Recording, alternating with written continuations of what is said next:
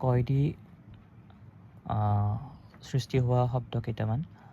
দুটাকে দিয়া আছে কয়দি কেইটা হ'ব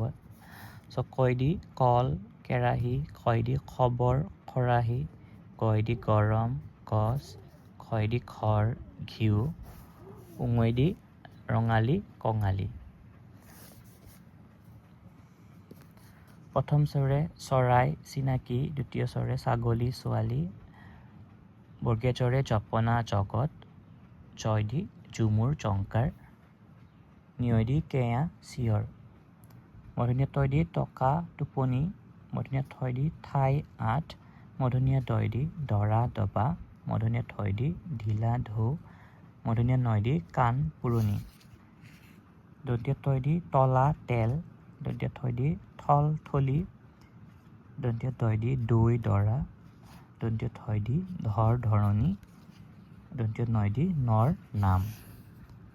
ফৰে ফৰিং ফল বৰে বৰহ বল ভৰে ভয় ভাৰত আৰু মৰে মহিলা মা আৰু কেইটামান দিয়া আছে ইয়াতে So the teacher says they constantly remind the learners that the A sign here represent the O sound, not A. যিটো নেকি A লিখা আছে এইটো A নকম আমি যা বুলি নকম আমি জ অহে উচ্চাৰণ কৰি মাতে সেইটো কথা লিখা আছে ইয়াতে and it should also make sure that the learners do not read ta tha bha তা থা ভা বুলি প্ৰনাউন্স কৰিব মানা কৰিছে and I is represented by the A আৰু এইটো আ হ'লেহে এ হয় এ হ'লে কিন্তু আ নহয় অ হয় তো জয় দি যতৰ যতন ৰয় দি ৰবৰ ৰগৰ লৰে লগৰ আলহী ৱাপৰে দেৱ শংকৰদেৱ তালিবীয় শৰে শকত শিশু মধুনীয়া শৰে ষাঠি অশেষ দন্তীয়া শৰে সময় অসম আৰু হৰে হাত হাতী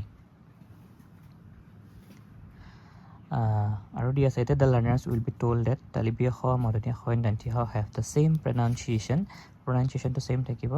despite their similarity in pronunciation they can sense meaning of word তো ইয়াতে pronunciationবোৰ যেনেকৈ